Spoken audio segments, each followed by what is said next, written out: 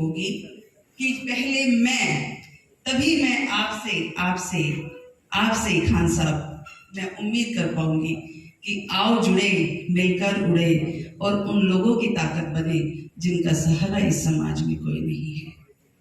आज ये जो ऑर्गेनाइजेशन है हमारी नेशनल ह्यूमन राइट्स ऑर्गेनाइजेशन, आपको क्या लगता है ये बहुत आसान है ऐसे सेमिनार्स कंडक्ट करना? एक सेकंड, एक कोर मीटिंग करने के बाद ये इवेंट सक्सेसफुल होता है। तो एक बार जोर से तालियां बजा दीजिए नेशनल ह्यूमन राइट्स ऑर्गेनाइजेशन की।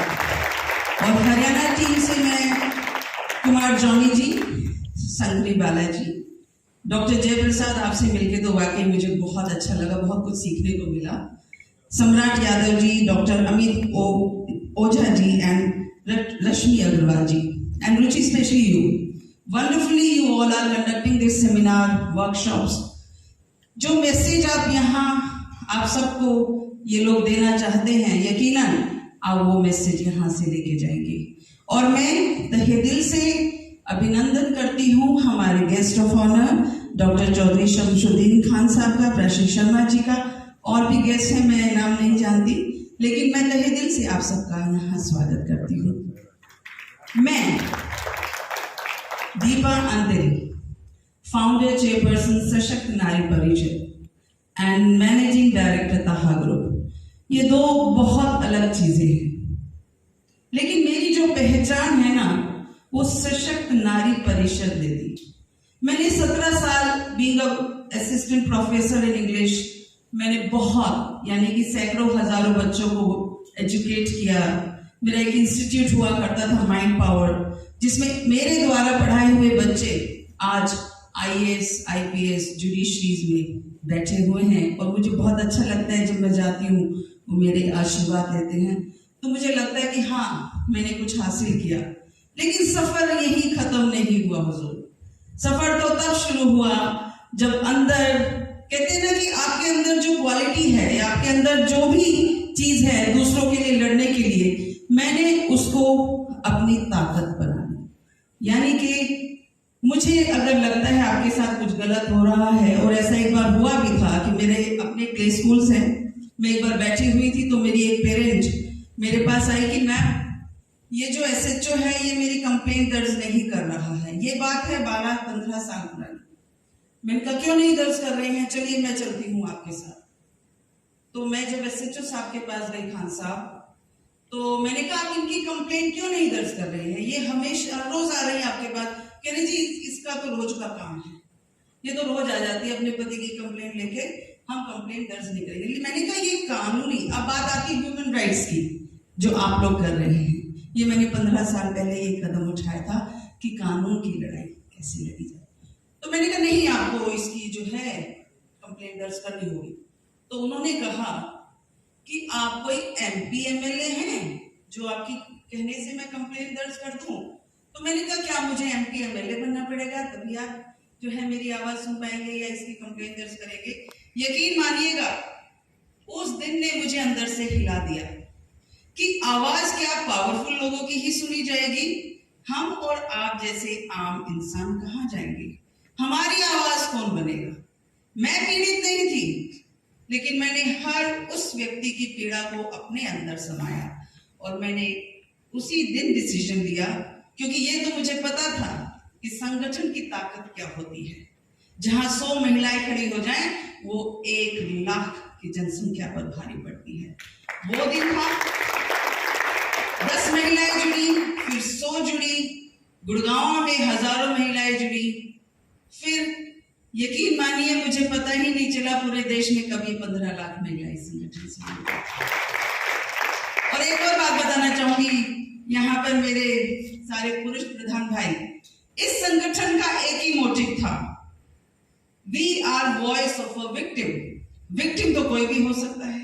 ये मेरे अंदर जो धारणा थी कि महिलाएं ही पीड़ित हैं, ये बहुत गलत धारणा थी। पुरुष भी पीड़ित होते हैं, यकीन मानिए थोड़े ज्यादा पीड़ित होते हैं। और आपको जान के खुशी होगी कि हमने महिलाओं से ज्यादा पुरुषों को न्याय दिलाया और बड़े गर्व के साथ आज मैं कहती हूँ, मुझ पर बहुत सारे जानलेवा हमले भी हुए। कि एक और एपिसोड में बताती हूँ, कर्नल साहब गुड़गांव में रहा करते थे। उनके पड़ोस से मुझे कॉल आई रात के 2 बजे कि मैडम मैंने अपना फर्ज अदा कर दिया आपको इन्फॉर्म करके कि हमारे पड़ोस में एक कर्नल साहब रहते हैं और रोज रात को उनको रोने की कूटने की आवाज आती है, बहुत जोर जोर से रोते। मैंने कहा एड्रेस बताइए। एड्रेस बताया गया, कानून के दायरे में जो जाना था वहां के एसएचओ को सूचित किया गया कि हमारी टीम वहां आ रही है, हमें मालूम है आपके हाथ बंधे हुए हैं, आप बाहर रहिएगा लेकिन अंदर हम जाएंगे और हम देखना चाहेंगे कि उस बेचारे के साथ एग्जैक्टली हुआ क्या है। हमने जब प्रेशराइज करके दरवाजा खुलवाया तो पता चला वो जो महिला उनकी बीवी है वो उनकी नौकरानी हुआ करती थी और उन्होंने इमोशनल फैक्टर में लाके कर्नल साहब से कोर्ट मैरिज कर ली। उनके दोनों बच्चे विदेश में पढ़ा करते थे। उन्होंने उनके 3 मोबाइल्स हमने देखा बाल्टी के पानी में डंप किए हुए थे ताकि वो किसी से कनेक्ट भी ना कर पाए। क्या आप समझ सकते हैं, कर्नल साहब की आंखों से खून बह रहा, उनके मुंह उनके हाथ इतने जख्मी हुए थे, वो बेचारे उठ नहीं पा रहे थे, कोने में पड़े हुए थे। हमने तुरंत उनको लिया, उनकी वाइफ बहुत ज्यादा कर रही थी, आप क्या कर रहे हैं। मैंने कहा अब आप जो है पुलिस स्टेशन आइए, वहीं पे हम आपको बताएंगे कि हम क्या करेंगे। एफआईआर दर्ज की गई। एफआईआर दर्ज करने के बाद 2 घंटे के अंदर मेरे पास एक बाहुबली गैंग आ जाता है कि मैडम आप इस केस से दूर हट जाइए। तो सामने एपिसोड क्या आता है कि इस भाई साहब की, कर्नल साहब की 20 करोड़ की प्रॉपर्टी है और उस पर काबू करने के लिए ये जो महिला है ये पूरी प्लानिंग के साथ उसके पास भेजी गई थी और उसको जो है उसकी प्रॉपर्टी हथियाने के लिए।